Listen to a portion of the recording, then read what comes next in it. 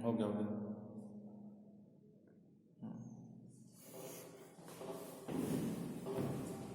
Coal mining में देखते हैं कितने टाइप के कोल माइनिंग होते हैं। सबसे पहले कोल माइनिंग होता है अंडरग्राउंड माइनिंग, सबसे पहला होता है अंडरग्राउंड माइनिंग। दूसरा होता है सरफेस माइनिंग, ठीक है। तीसरा होता है माउंटेन टॉप माइनिंग। तीन तरह क्या होते हैं कोल माइनिंग होते हैं, यानी कि कोल को निकालने का प्रोसेस तीन तरीके से होता है, ठीक है। तो सबसे पहला हम पढ़ रहे हैं underground mining. Underground mining, underground mining क्या करते हैं, जो माइनर्स होते हैं, ठीक है, जो खदानों में काम करते हैं वो क्या करते हैं, टनल खोदते हैं। क्या करते हैं, डिग टनल, टनल को डाउन इनटू अर्थ, अर्थ के अंदर टनल बनाते हैं सबसे पहले, ठीक है। टू फाइंड कोल सीम्स, क्या क्या फाइंड करने के लिए, कोल सीम्स, यानी कोल वाला एरिया, किस एरिया में कोल है उसको फाइंड करने के लिए सबसे पहले क्या करते हैं, टनल को कोल सीम से कनेक्ट करते हैं। सेकंड क्या करते हैं, ऑटोमेटेड इक्विपमेंट, ऑटोमेटेड इक्विपमेंट का यूज करते हैं डिग रूम डिग करने के लिए। ये जो रूम है ना उसको डिग करने के लिए हम ऑटोमेटेड इक्विपमेंट का यूज करेंगे, ठीक है। इसमें इनटू सीम्स में, देखिए जिस एरिया में सीम्स है, ठीक है। उसके बाद क्या करेंगे, as digging continues conveyor belt, जैसे डिगिंग खत्म हो जाएगा हम क्या करेंगे, कन्वेयर बेल्ट का यूज करेंगे। इसका कन्वेयर बेल्ट क्या होता है, एक बेल्ट होता है जो छोटे छोटे व्हील से क्या करता है, आगे बढ़ता है, आगे मूव करता है। कन्वेयर बेल्ट आपने देखा होगा, ठीक है। तो कन्वेयर बेल्ट क्या करते हैं, हम लोडिंग करते हैं इसका कोल का, यहाँ पर कोल का लोडिंग करेंगे और कन्वेयर बेल्ट के थ्रू एक बार चला जाएगा। तो सबसे पहले देखिए ये है अपना टनल जो सीम रूम में जाएगा, वहां से कोल को कन्वेयर बेल्ट में क्या करेंगे, लोड करेंगे डिग करके और वो बाहर निकल जाएगा। तो टोटल 3 स्टेप में क्या होता है अपना अंडरग्राउंड माइनिंग।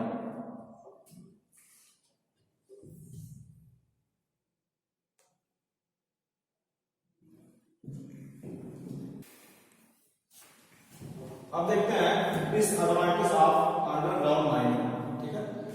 अंडरग्राउंड माइनिंग के डिसएडवांटेज क्या है, तो अंडरग्राउंड माइनिंग में क्या करते थे हम, टनल को डिग करते थे।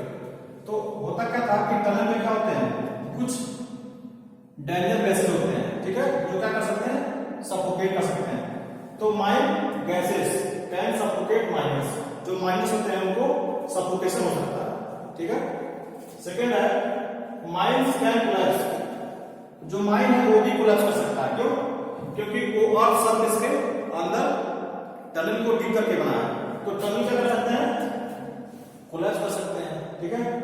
और इसका डिसएडवांटेज है कोल डस्ट, जो कोल डस्ट होते हैं, ठीक है, वो हार्मफुल होते हैं इसके लिए, हेल्थ के लिए। तो जो कोल डस्ट होते हैं वो भी इसमें ज्यादा फॉर्म होते हैं, इस वजह से क्या होता है, ये भी डिसएडवांटेज है, ठीक है। अब देखते हैं सरफेस माइनिंग, ठीक है। तो सरफेस माइनिंग में देखिए इस बार क्या होगा कि जो हमारा कोल होगा, ये मान लीजिए अर्थ का सरफेस है, जो कोल होगा वो सरफेस के पास होगा, ये क्या है, कोल सीम, कोल सीम्स। जो कोल सीम्स है वो अर्थ के सरफेस के पास है, यानी कि इसको थोड़ा सा डिग करिएगा, यहां से मिट्टी को हटाइएगा, मिट्टी को डिग करिएगा किससे, इक्विपमेंट से, तो यहां से कोल आप आसानी से बाहर निकाल सकते हैं। तो सरफेस माइनिंग का यूज कब करते हैं, जब कोल सीम जो होता है वो सरफेस से थोड़ा सा नीचे होता है, सरफेस से थोड़ा सा ही नीचे होता है, ठीक है। और देखिएगा ये जो होता है बहुत फास्ट होता है, यानी कि इसमें कोल माइनिंग फास्ट होती है, सेफ होती है ज्यादा, क्योंकि इसमें कोई टनल का यूज नहीं कर रहा है, इसमें कोई टनल का यूज नहीं करेंगे। इकोनॉमिकल भी होगा क्योंकि टनल माइनिंग का सकता ही नहीं है, ठीक है।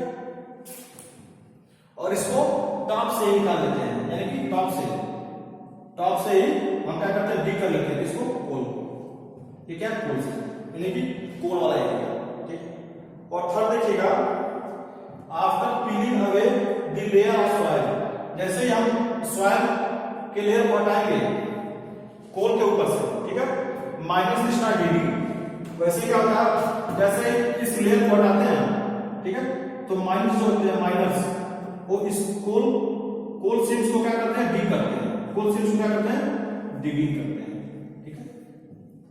और इसको क्या करते हैं, बाहर निकालते हैं, किससे, लार्ज इक्विपमेंट से।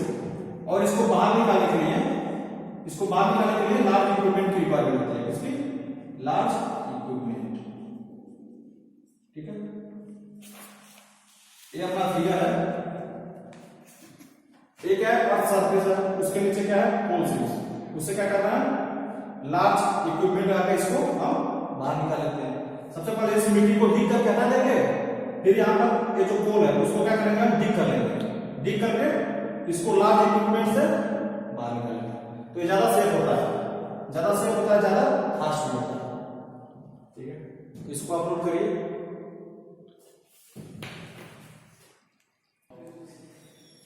नेक्स्ट अपना है माउंटेन टॉप माइनिंग, ठीक है। माउंटेन टॉप माइनिंग का यूज वहां करते हैं जहां पर हमारे पास क्या होता है, माउंटेन, माउंटेन से हमको क्या निकालना है, कोल निकालना है। माउंटेन के अंडर नीचे क्या है, कोल सीम्स। अब क्या करेंगे हम कि माउंटेन को ब्लास्ट करेंगे, माउंटेन को ब्लास्ट करेंगे और वहां से हम कोल निकालेंगे, ठीक है। ये सबसे लीस्ट पॉपुलर है, इसमें ही वही करते हैं जहां पर माउंटेन से हमको कोल निकालना, ठीक है।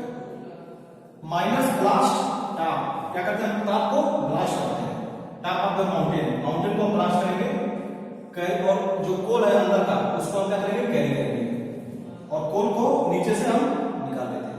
जैसे वहां पर देखिए कोल माइंस को नीचे से निकाल देंगे, यहां से कोल माइंस को निकाल देंगे, कैरी आउट, ठीक है। और जैसे ही ये ब्लास्ट हो जाता है, ब्लास्ट होने के बाद क्या होता है कि ये जो एरिया है, ये जो एरिया है वो क्या हो जाता है, एम्प्टी रहता है, यानी खाली रहता है। ये जो एरिया है वहां पर बड़े बड़े गड्ढे बन जाते हैं, ऐसे बन जाएगा गड्ढा, ठीक है। तो उसको रिकवर होने में क्या होता है, बहुत सारे टाइम लग जाते हैं, क्यों, क्योंकि वो रिकवर हो सकते हैं डर्ट से और ड्रिल से, तो रिकवर होने में बहुत सारे टाइम लग जाते हैं। वो वाला एरिया जहां से हमने ब्लास्ट कराया और जहां से हम कोल को निकाले जिस माउंटेन से, ठीक है। देखते हैं कोल प्रोसेसिंग, ठीक है। अब कोल को हमने क्या कर लिया, बाहर निकाल लिया है, इससे अर्थ से। अब क्या करेंगे, कोल को वॉश करेंगे, कोल को वॉश करेंगे और उससे क्या करेंगे, सॉइल और इम्प्योर पार्टिकल्स को अलग करेंगे। कोल को हम क्या करेंगे, वॉश करेंगे, वॉश से क्या होगा, सॉइल और इम्प्योर पार्टिकल अलग हो जाएगा। फिर क्या करेंगे, वो क्रशिंग करेंगे, उसके साइज को, इसको साइज को छोटा करेंगे, ठीक है।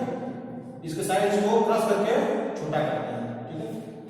अब कोल बड़े साइज का है, उसको क्रश करके हम छोटा करेंगे, किससे, लार्ज मशीनरी से, और उसको हम ट्रांसपोर्ट कर देते हैं। तो सबसे पहले हम वॉश करते हैं उसको, ठीक है। उसके बाद क्या करते हैं, उसको क्रशिंग करते हैं, यानी कि लार्ज साइज से स्मॉल साइज में उसको कन्वर्ट करते हैं, ठीक है, ठीक है। इसको नोट करिए।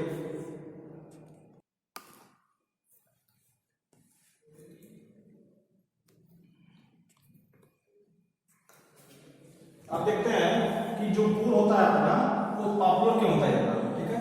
इसकी कैरेक्टरिस्टिक क्या होती है, तो जो कोल होता है वो नेचुरली फॉर्म होता है, इसके लिए कोई केमिकल प्रोसेस की रिक्वायरमेंट नहीं है, ये नेचुरली फॉर्म होगा, ठीक है, नेचर में। और ये क्या होता है, इसकी जो माइनिंग कास्ट होती है, यानी कि जमीन से निकालने के लिए, वो लो कास्ट होता है, ठीक है।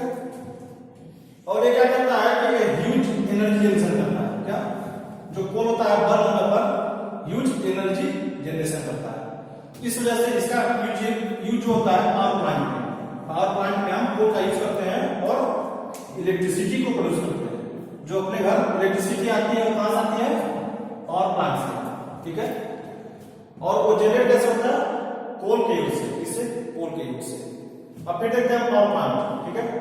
तो पावर प्लांट क्या होते हैं, ये ऐसे प्लांट होते हैं जो हीट एनर्जी को इलेक्ट्रिसिटी में कन्वर्ट करते हैं, हीट एनर्जी को इलेक्ट्रिसिटी में।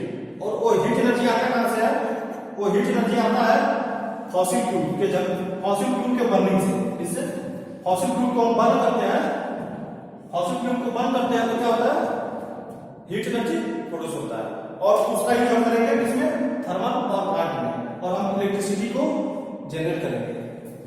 जो मैक्सिमम पावर प्लांट होते हैं वो कोल माइंस के नजदीक ही लोकेटेड होते हैं, क्यों, क्योंकि हमारा ट्रांसपोर्टेशन का जो खर्च होगा वो लो हो जाएगा। देखते हैं कि क्या क्या प्रोडक्ट बनते हैं इससे, कोल से क्या क्या बन सकते हैं। सबसे पहले कोक बनता है, फिर कोल गैस बनता है, कोल गैस, फिर कोल तार बनता है और लिक्विड अमोनिया बनता है। ये यूजफुल है, ये हमारे डेली लाइफ में यूजफुल है। तो नेक्स्ट टॉपिक है अपना destructive distillation of coal. Destructive distillation of coal देखते हैं होता क्या है। क्या करते हैं इसमें, हीटिंग ऑफ कोल को हीट करते हैं, ठीक है। कितने टेम्परेचर तक, temperature more than 1000 degree Celsius, 1000 degree Celsius से ज्यादा टेम्परेचर पर क्या करते हैं, हीट करते हैं इसको कोल को। लेकिन अब्सेंस ऑफ एयर, लेकिन वहां पर एयर नहीं होना चाहिए, अब्सेंस ऑफ एयर, ठीक है। तो क्या क्या बनता है, कोल तार, प्रोडक्ट क्या क्या बनेगा, coal tar, coal gas, liquid ammonia और coke, liquid ammonia, coal gas, coal. तो इसको डिस्ट्रक्टिव डिस्टिलेशन को फिगर्स निकालते हैं। एक क्या है बर्नर, ठीक है, और एक क्या है ग्लास ट्यूब। ग्लास ट्यूब निकालेंगे हम कोल, ग्लास ट्यूब में हम कोल लेंगे और क्या करते हैं बर्नर से हीट करेंगे, ठीक है। तो कोल क्या होगा, बर्न होगा, ठीक है। फिर क्या बनेगा, कोक, जैसे बर्न हो जाएगा कोल तो बन जाएगा कोक। और देखिए, और जो गैसें होंगी, जो वेपर होंगी, वो वैसे आएंगी और इसमें अपने वर्टिकल ट्यूब, क्या vertical tube, vertical tube, vertical tube में क्या होगी, कलेक्ट होंगी।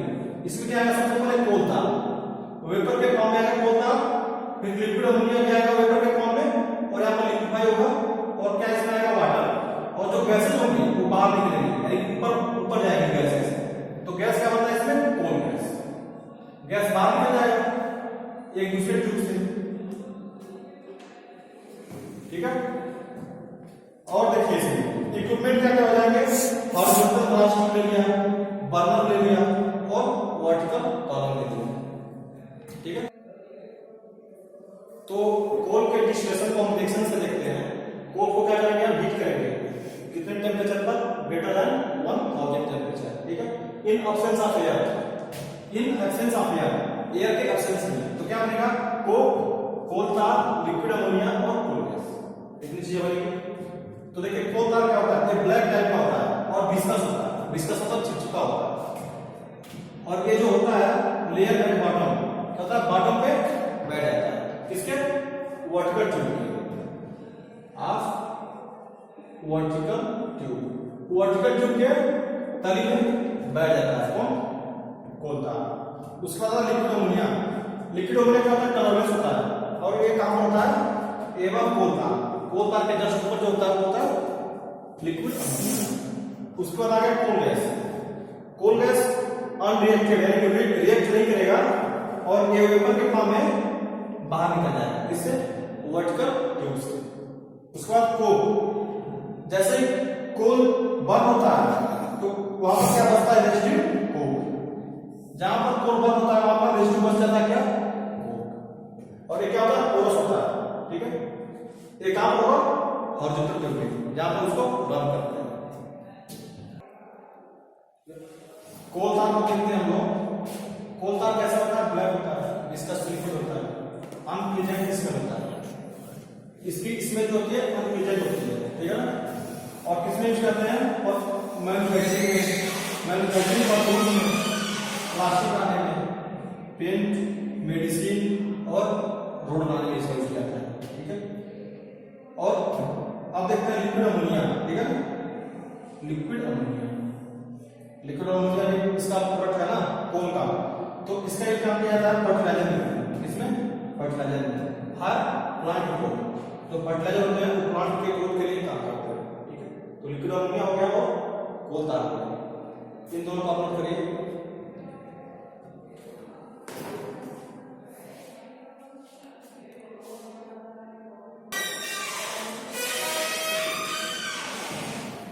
नेक्स्ट देखिए आप कोल गैस, ठीक है। तो कोल गैस क्या होता है, देखते हैं। कोल गैस क्या होता है, mixture of methane, hydrogen, carbon monoxide and other gases. देखिए जो कोल गैस होता है उसमें क्या क्या होता है, CH4, methane, hydrogen, carbon monoxide और अदर गैसेस, ठीक है। और ये जो कोल गैस होता है कैसा होता है, फ्लेमेबल, यानी कि ये चलता है, फ्लेमेबल गैसेस होता है। इसका यूज कहाँ करते हैं? इंडस्ट्री। इसका यूज कहाँ करते हैं? इंडस्ट्री। क्या बोलो? ठीक है, देखते हैं कोक के बारे में। तो कोक क्या होता है?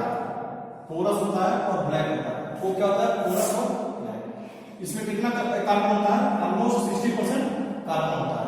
ठीक है, इसका यूज कहाँ किया जाता है? Manufacturing industry. ठीक है, और जो कोक होता है वो गैसेस नहीं प्रोड्यूस करता है हीट करने पे, मोर गैसेस हीट करने पे नहीं प्रोड्यूस करता है। तो इस वजह से क्या करता है? लो पॉल्यूशन, पॉल्यूशन कम क्रिएट करता है इसमें एयर में। ठीक है, तो ये जो होता है कोक जो हम यूज करते हैं, कोल की सब्स्टिट्यूट होता है, यानी कि कोल के जगह हम कोक का यूज करेंगे, सब्स्टिट्यूट का कोल। ठीक है, in domestic heating purposes, domestic heating purposes में कोल की जगह हम कोक का यूज करेंगे। इसका कोक का यूज करेंगे।